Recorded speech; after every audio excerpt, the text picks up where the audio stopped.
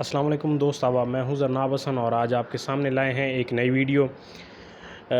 اس video میں ہم نے سرگودا یونیورسٹی کے نصاب کے مطابق جو 5واں پرچہ ہے پارٹ 1 میں یعنی ایم اے اردو سال اول میں جو 5واں پرچہ لسانیات کا ہے، اس کا ایک ٹاپک یعنی کہ ایک سوال ہے آتا ہے بار بار کہ حافظ محمود شیرانی کے نظریہ زبان اردو پر نوٹ لکھیں۔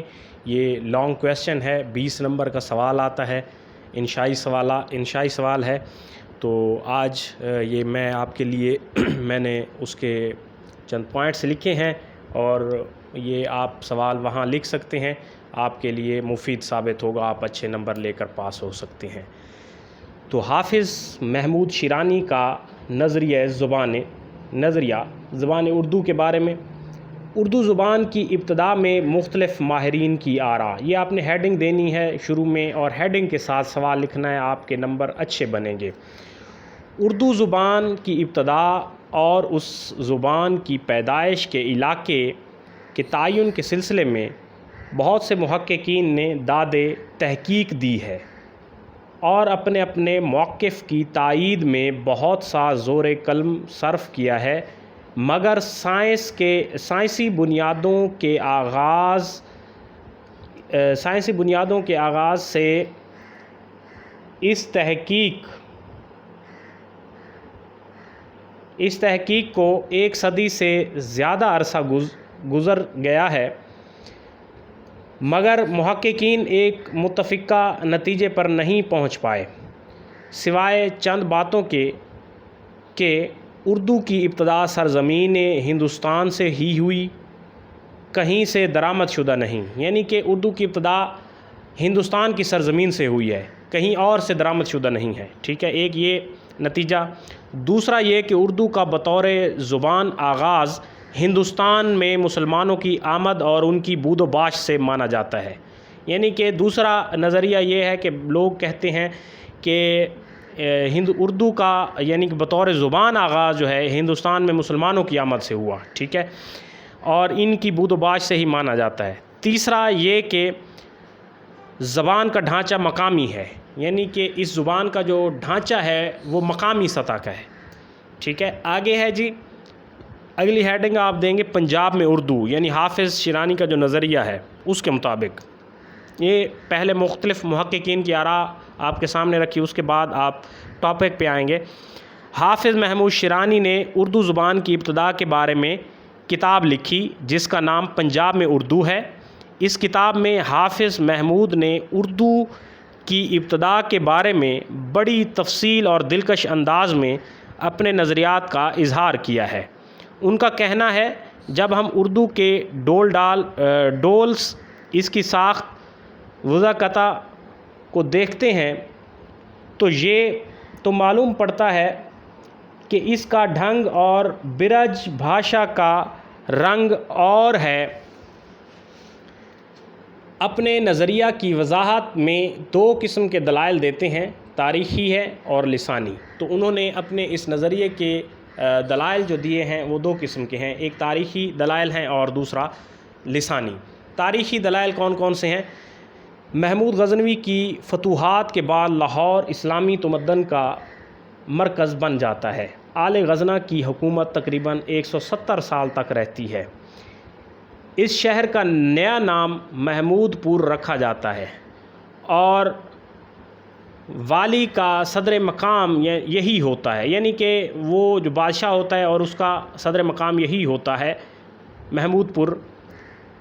اس کی فوج میں ترک، افغان، خلجی اور ہندی شامل تھے۔ قدیم لاہور کی اس ترکی، فارسی، ہندی فضا میں خواجہ سلمان پرورش پاتے ہیں۔ مسعود سعد سلمان کا نام آپ نے سنا ہوگا، جسے اردو غزل کا پہلا شاعر قرار دیا جاتا ہے باقاعدہ، یعنی پہلا شاعر اردو غزل کا وہی ہے مسعود سعد سلمان لاہوری، ٹھیک ہے۔ خواجہ سلمان پرورش پاتے ہیں، مسعود سعد سلمان لاہوری فارسی اور ترکی کے علاوہ ہندی زبان کے پرگو شاعر تھے، مگر ان کا کلام حوادث زمانہ کی نظر ہو گیا۔ بخارا وغیرہ کے علماء اور مشائخ یہاں واعظ کہتے ہیں، ہندوستان میں واعظوں کو سن کر یہاں کے ہندو مسلمان ہوئے اور اسلام پھیلا۔ یہ تاریخی شواہد ہیں جو اس کتاب میں درج ہیں، ٹھیک ہے۔ اس کے بعد ہے جی مسلمانوں اور ہندوؤں کی یکجائی سے نئی زبان کا وجود، یہ ہیڈنگ آپ نے بنا لینی ہے۔ مسلمانوں اور ہندوؤں کی یکجائی سے نئی زبان کا قیام عمل میں آیا جب مسلمانوں کی یعنی محمود غزنوی کی حکومت لاہور میں قائم ہوئی تو لوگوں نے مسلمانوں کی زبان سیکھی اور خود مسلمان حکمران بھی اس زبان کی طرف مائل ہوئے اور یہاں کی زبانوں کے مکسچر سے نئی زبان وجود میں آئی جسے اردو کہتے ہیں، اور یہ زبان پنجاب میں پروان چڑھی۔ یہ تھے تاریخی دلائل۔ اس کے بعد اگلا اس کی دلیل ہے تاریخی دلائل میں غوریوں کا عہد۔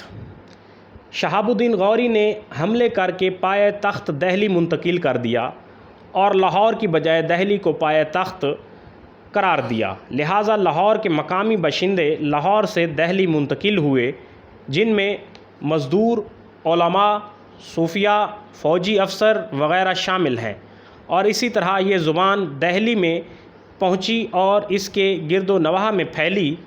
لوگوں کے آپس میں روابط قائم ہوئے اور پنجابیوں نے اپنے روابط دہلی کے باشندوں سے قائم کیے، اس طرح یہ زبان وہاں پھیلی۔ یہ غوریوں کے عہد کی بات کی گئی ہے۔ پھر اس کے بعد وہ نظریے کی صداقت کا ثبوت دیتے ہیں۔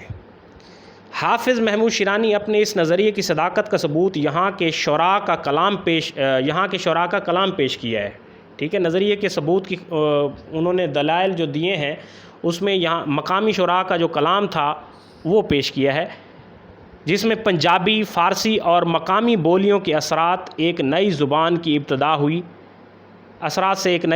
ابتدا ہوئی۔ حضرت مسعود سعد سلمان لاہوری جو غزل کے پہلے شاعر مانے جاتے ہیں، ان کی شاعری کی مثالیں حافظ محمود شیرانی نے دی ہیں۔ پھر اس کے بعد لسانی پہلو ہے۔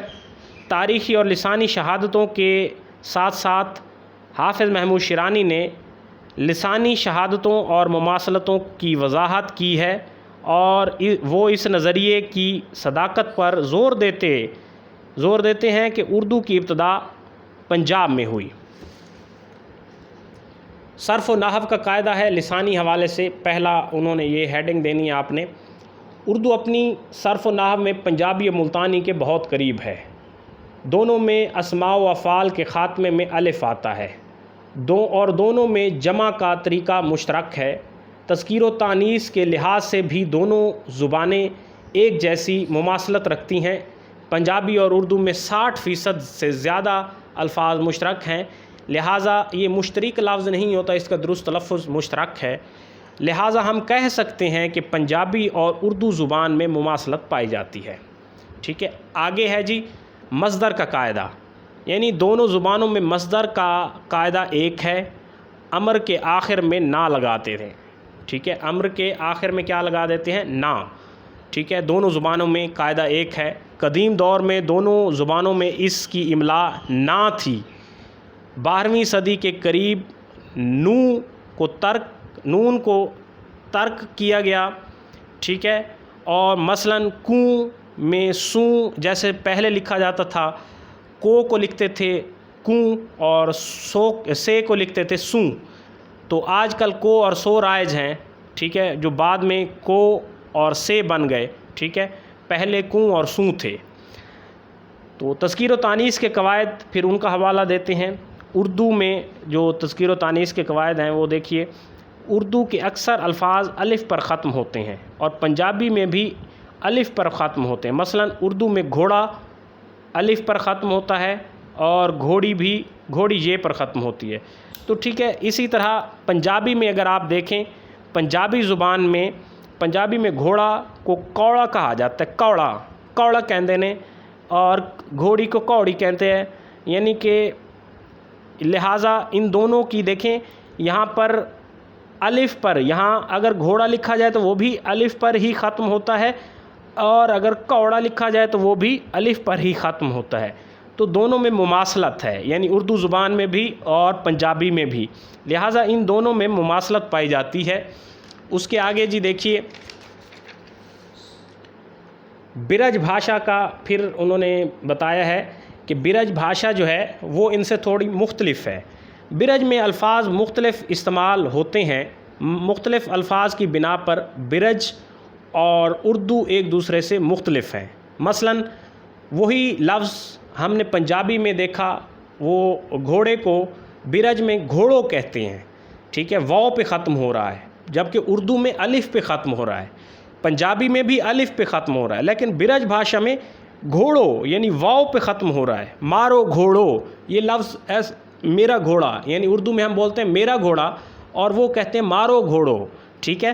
اس طرح ان باتوں سے واضح ہوا ہے کہ اردو اور پنجابی میں مماثلت ہے، جبکہ برج ان سے مختلف ہے کیونکہ اس میں الفاظ واو پر ختم ہوتے ہیں اور ان دونوں زبانوں میں الف پر ختم ہوتے ہیں۔ تو یہ دیکھیں یہاں سے آپ کو واضح ہو گیا کہ برج جو ہے وہ اردو سے مختلف ہے، اور جبکہ پنجابی اور اردو میں مماثلت پائی جاتی ہے۔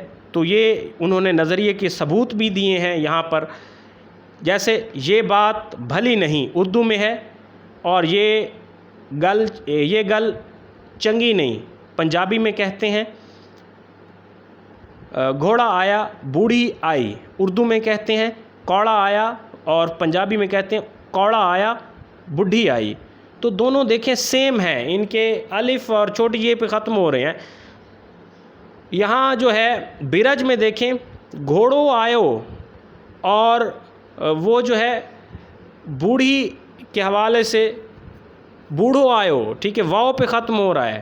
تو ان تمام دلائل کی بنا پر ہم کہہ سکتے ہیں کہ پنجابی اور اردو زبان میں مماثلت پائی جاتی ہے، جبکہ برج ان دونوں سے مختلف ہے سوائے چند الفاظ کے، لہٰذا اردو کی ابتدا پنجاب میں ہوئی۔ پنجاب میں اردو کی اشاعت سے محمد حسین آزاد کے نظریے کی تردید ہو گئی، جس میں وہ زبان کی ابتدا کے بارے میں اردو کا رشتہ برج بھاشا سے جوڑتے ہیں۔ تو دوستو یہ تھا سوال، یعنی کہ آپ کا جو ایک سوال آتا ہے نظریہ زبان اردو، یعنی حافظ محمود شیرانی کا نظریہ زبان اردو پر نوٹ لکھیں، لسانیات کا پرچہ ہے، یہ 5واں پرچہ ہے سال اول میں، اس کا ایک سوال بنتا ہے، اور یہ اگر آپ یہاں تک وہاں لکھ آئیں گے انشاءاللہ آپ کے اچھے نمبر بنیں گے۔ یہ اس کتاب کا نچوڑ لکھا گیا ہے، تو انشاءاللہ آپ کے لیے مفید ثابت ہوگا۔ انہی ہیڈنگز کے ساتھ لکھتے رہیں، انشاءاللہ نمبر آپ کے اچھے بنیں گے۔